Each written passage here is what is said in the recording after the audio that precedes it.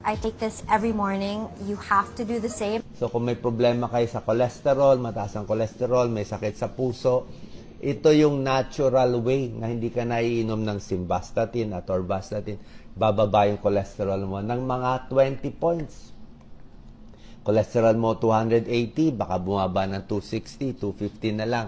Kasi meron siyang beta-glucan, isang soluble fiber na nakakababa ng bad cholesterol. Parang inaalis niya yung cholesterol sa katawan natin.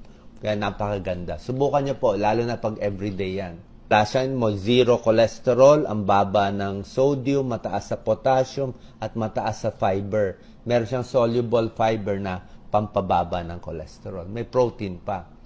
So, bukod sa cholesterol, number 2, maganda for diabetes control. O baka mild diabetes, pre-diabetes.